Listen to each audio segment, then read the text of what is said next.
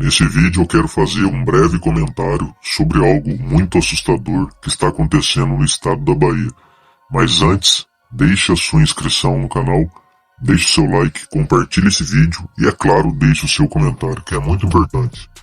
O atual governador da Bahia é o Jerônimo Rodrigues. Ele é do Partido dos Trabalhadores.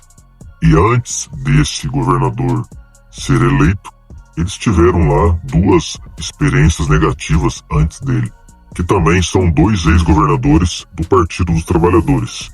O nome dele é Jacques Wagner, que governou de 2007 a 2014, e depois dele foi o Rui Costa, que governou de 2014 até 2018. Se não me falha a memória, Rui Costa é um atual ministro lá do governo Lula.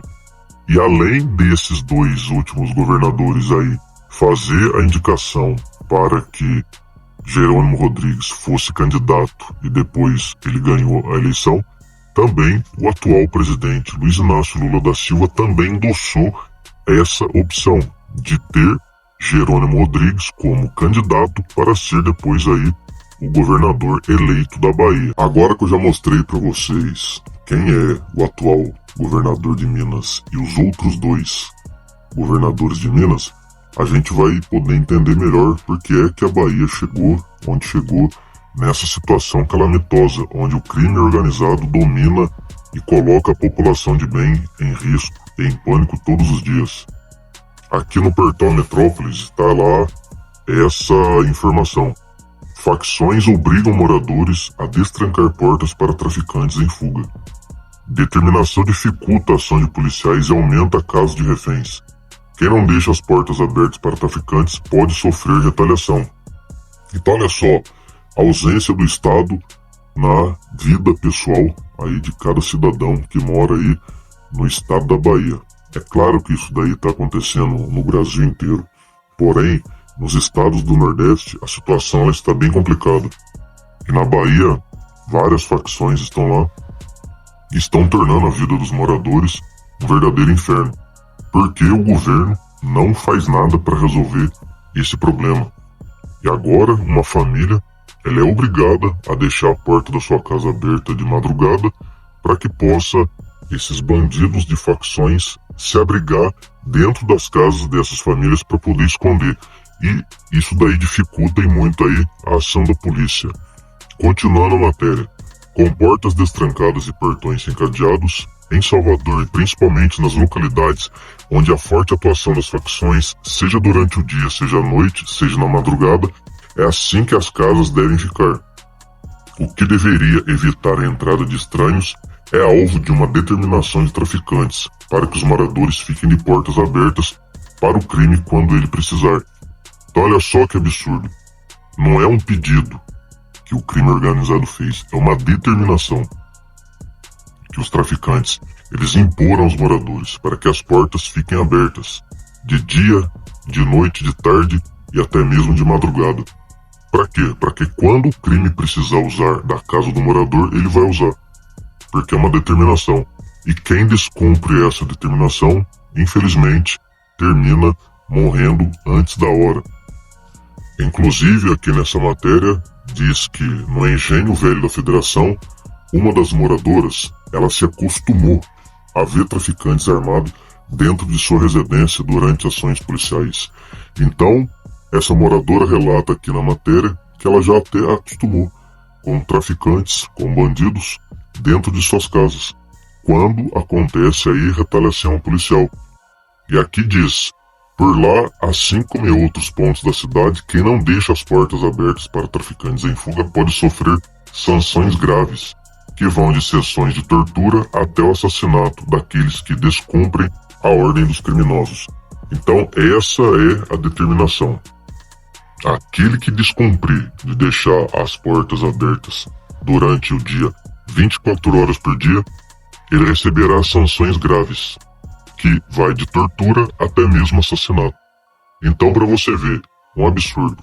O povo brasileiro, ele já sofre com tanto imposto que é embutido em tudo que o brasileiro faz no imposto. Esse imposto que o brasileiro paga, ele não é revertido em forma de uma segurança pública eficaz. Eu não sei se você que está me ouvindo sabe, mas em El Salvador, se não me falha a memória, que tem aquele presidente lá, Nayib Bukele. Se não me falha a memória dele, o primeiro nome dele é Nayib Bukele.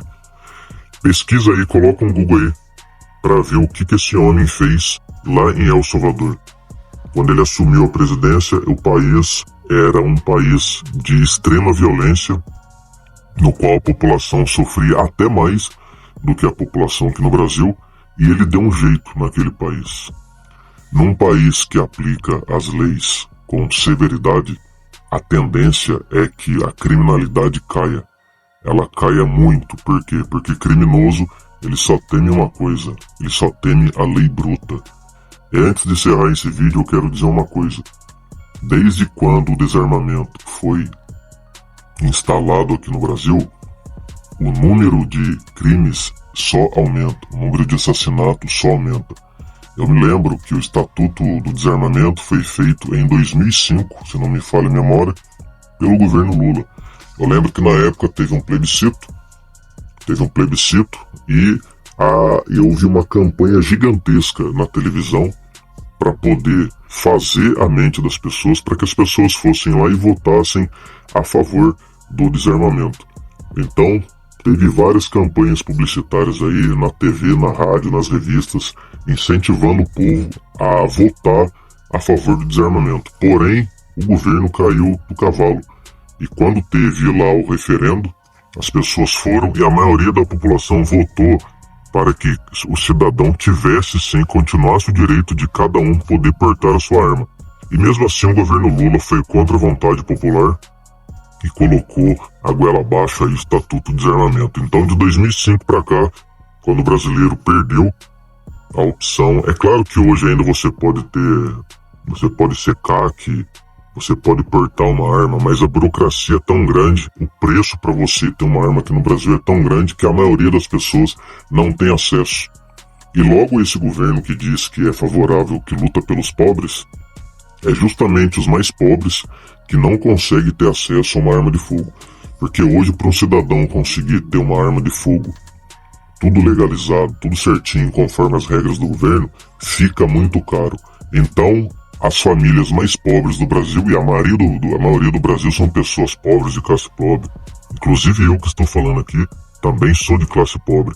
Então, se torna quase que impossível uma pessoa ter uma arma de fogo aqui no Brasil. Por quê? Porque o governo do PT, lá em 2005, foi contra a vontade popular e instituiu o decreto lá do desarmamento, o Estatuto do Desarmamento aqui no Brasil. E de lá para cá, as coisas não melhoraram nada. Então está provado. Eu não estou dizendo aqui uma coisa que eu acho. Estou falando aqui aquilo que eu vivenciei. Porque eu era bem jovem naquela época. Eu me lembro muito bem do Estatuto do Desarmamento, do plebiscito que teve, a população votou contra e mesmo assim o governo foi lá e arrancou o direito do cidadão de bem ter uma arma de fogo. Enquanto isso, a criminalidade não para de crescer. Se o Estatuto de Desarmamento fosse uma coisa boa e saudável, esses narcoterroristas que tem aqui no Brasil, esses grupos, essas facções que existem aqui no Brasil, não era nem para ter procriado. Por quê? Não foi instituído no Brasil que é proibido ter arma, porém, o que nós vemos é o contrário. Quem é proibido ter arma no Brasil é o cidadão de bem, é o cidadão que paga imposto, porque se a sociedade de bem ela está armada, a tendência é o crime cair assustadoramente. E para finalizar eu digo, e termino com essa reflexão, imagina isso aí que está acontecendo lá na Bahia, lá em Salvador. Se toda a população de bem fosse armada, você acha que um traficante ia exigir que essas pessoas estivessem ali com as portas abertas para ele poder entrar e sair na hora que ele quiser? Isso é um absurdo. Isso é invasão de propriedade privada. Então, a sociedade de bem armada, ela consegue sim frear e acabar com várias situações de crime. Por quê? Porque a pessoa tem ali a opção de se defender. O policial, ele não vai ficar vigiando você 24 horas por dia para que você tenha segurança do Estado. Muito pelo contrário. É apenas um braço que tem ali a sociedade para poder ajudar na segurança pública. A primeira pessoa responsável pela tua vida e pela tua família é você. Principalmente você, que é pai de família. Então, Deixe aí o seu comentário, se inscreva no canal, deixe seu like e que o Filho da Santíssima Virgem Maria te abençoe hoje e sempre. Amém.